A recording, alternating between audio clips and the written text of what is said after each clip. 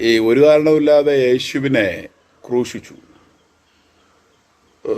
ഉയർത്തെഴുന്നേറ്റ് വന്നിട്ട് കയ്യപ്പാവിടെയും ഹെരോദാവിൻ്റെയും പിലാത്തോസിൻ്റെ അടുക്കൽ യേശു വന്നിട്ട്, ഡാ കണ്ടോടാ, ഞാൻ പുല്ലുവല വെളി ഇറങ്ങി വന്ന കണ്ടാ, നീയൊക്കെ എന്ത് ചെയ്തെന്നെ എന്ന് യേശു പറഞ്ഞു.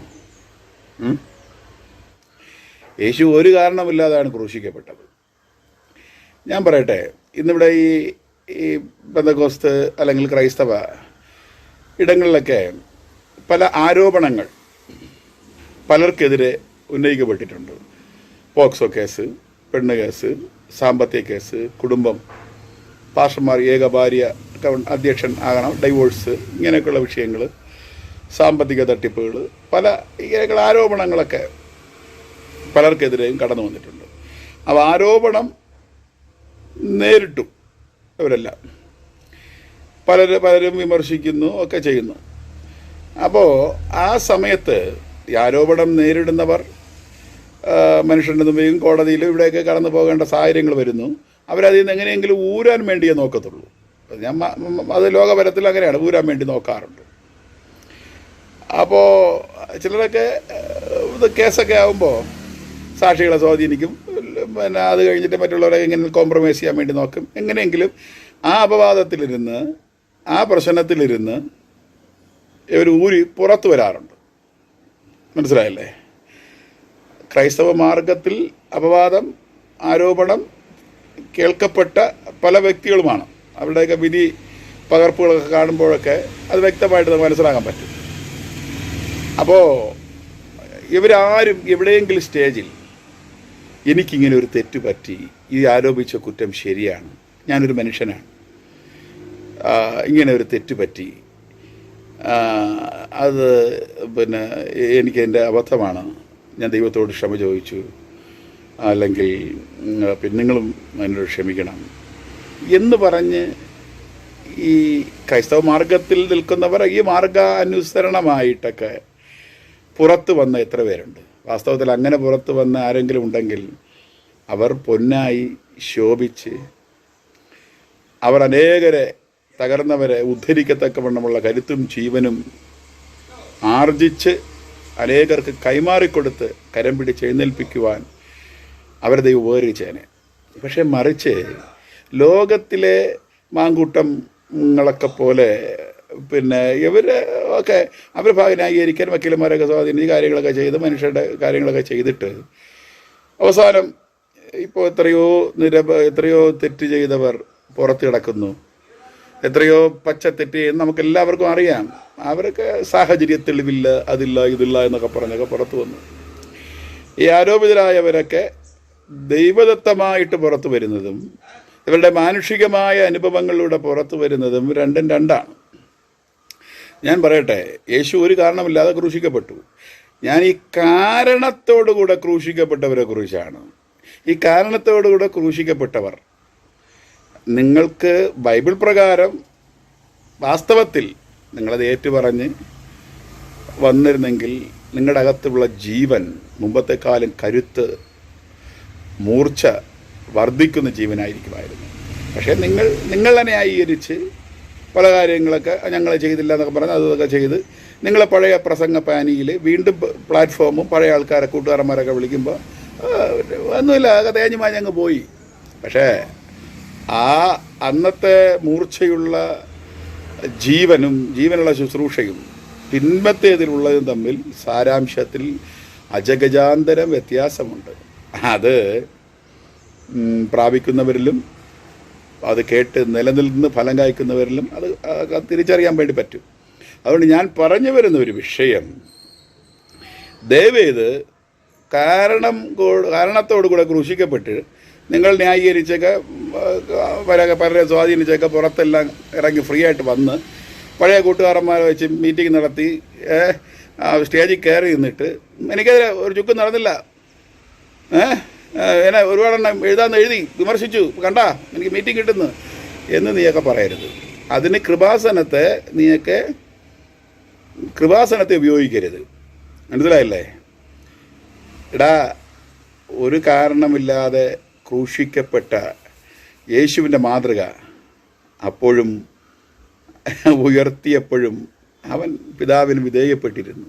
അവിടെ ജാട കാണിച്ചില്ല. അങ്ങനെയാണെങ്കിൽ കാരണത്തോടു കൂടെ ക്രൂശിക്കപ്പെട്ട നീ യേശുവിനേക്കാളും എത്ര അധികം സമർപ്പണത്തിൽ, വിധേയത്വത്തിൽ നീ ആയിരിക്കണം. നീ പറയാറുണ്ടോ, ഞാൻ ദൈവമായിട്ട് തീർത്തുകൊള്ളാം. ഓക്കെ, മനുഷ്യരുടെ ഏറ്റു പറയേണ്ട, ദൈവമായിട്ട് തീർത്തുകൊള്ളാം, തീർക്കുക. പക്ഷേ ആ തീർത്തിട്ട് പുറത്ത് വന്നിട്ട് തെറ്റ് മനുഷ്യൻ്റെ ഏറ്റു പറയേണ്ട കാര്യം ഒന്നിരിക്കുന്നു, എനിക്കൊരു അബദ്ധം പറ്റി, പിന്നെ എല്ലായിടത്തും പുറത്ത് വരാൻ പാടില്ല, കുടുംബം, സാഹചര്യം. പക്ഷേ അങ്ങനെയൊക്കെ തീർത്തിട്ട് നീ മര്യാദയ്ക്കിരിക്കണം, വിധേയപ്പെട്ട് കൃപ എന്ന് പറഞ്ഞ് മുമ്പോട്ട് പോകണം. കയറി വന്നിട്ട് മറ്റതാണ് മറിച്ചയാണ്, എന്നെ തൊട്ടപ്പനെ ദൈവം തൊടുന്നു, മറ്റത് ദൈവം നീ മറ്റതാണ് മറിച്ചയാണ് എന്ന് പറഞ്ഞിട്ട് നീ ഒരുമാതിരി നീ ഒരുമാതിരി ദാവീദും ബാക്കിയുള്ളമാരെല്ലാം ഗോലിയാത്തും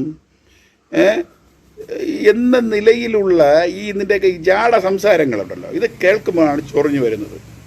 എടാ അടങ്ങിപ്പോടാ, നീ ഇത്രയും തരിടൊക്കെ കാണിച്ചിട്ടും നാട്ടുകാരുടെ ഇടയിലൊക്കെ എവിടെ കൂടിയൊക്കെ നീ പൂജ്യം പറക്കി എടുത്തിട്ട് വലിയ കൊള്ളൊക്കെ ഒന്നും ഉണ്ടാകാതെ നീ പുറത്ത് വന്നു.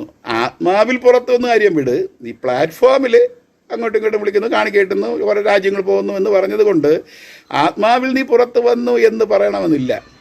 ആത്മാവിൽ പുറത്ത് നീ വരണമെങ്കിൽ വിധേയപ്പെടുക, നുറുക്കപ്പെടുക, അനുദപിക്കുക, മടങ്ങി വരിക, ഏറ്റുപറയുക.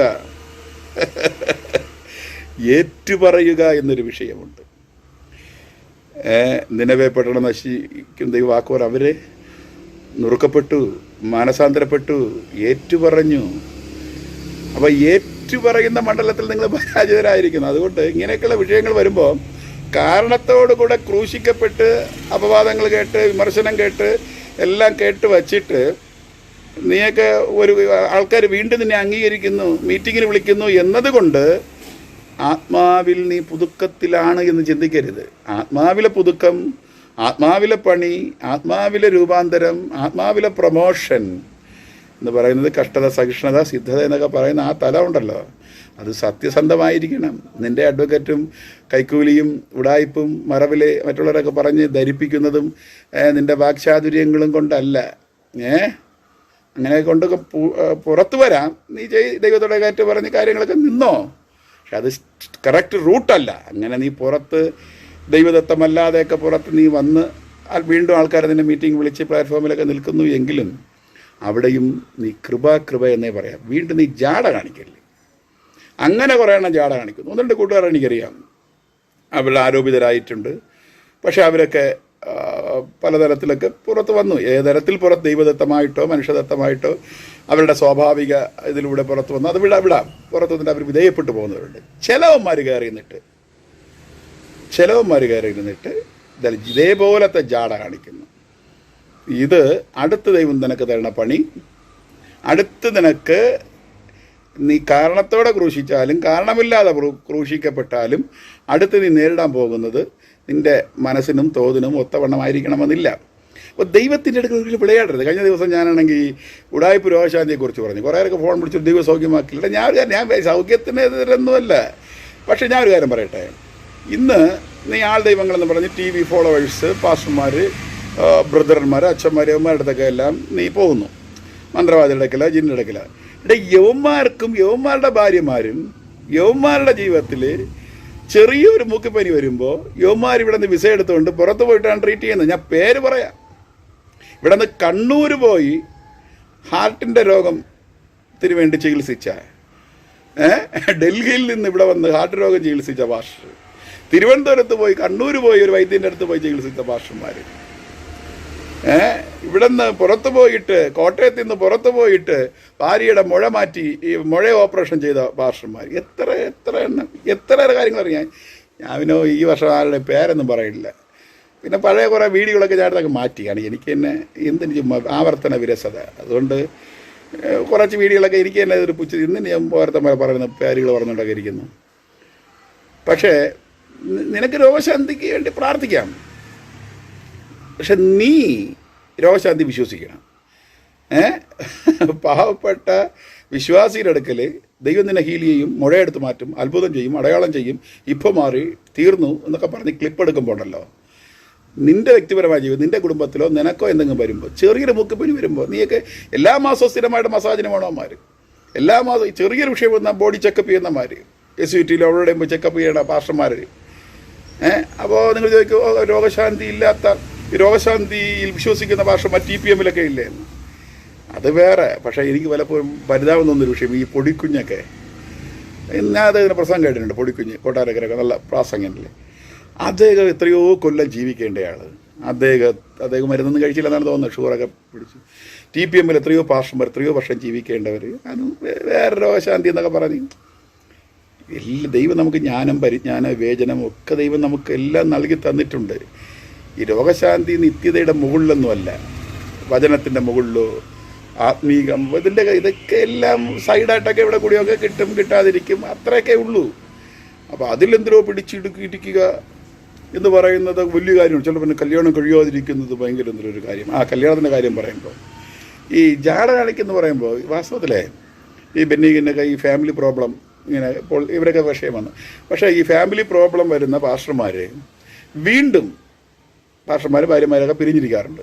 വീണ്ടും ഇവർ തിരിച്ച് ഭാര്യയെ സ്വീകരിക്കാറുണ്ട്. കാരണം എന്താണെന്നറിയാമോ? യഥാർത്ഥ കാരണം, അയ്യോ അറിയാതെ തെറ്റുപറ്റിപ്പോയി, അബദ്ധം പറ്റിപ്പോയി, അതുകൊണ്ട് ഭാര്യയോട് തെറ്റുപറ്റി, എന്നോട് ക്ഷമിക്കണം എന്ന് പറഞ്ഞിട്ടല്ല. യവന്മാർ കുടുംബമായിട്ട് അടുത്ത മീറ്റിങ്ങിന് പോയില്ലെങ്കിൽ അവന്മാർ മീറ്റിംഗ് കൊടുക്കില്ല.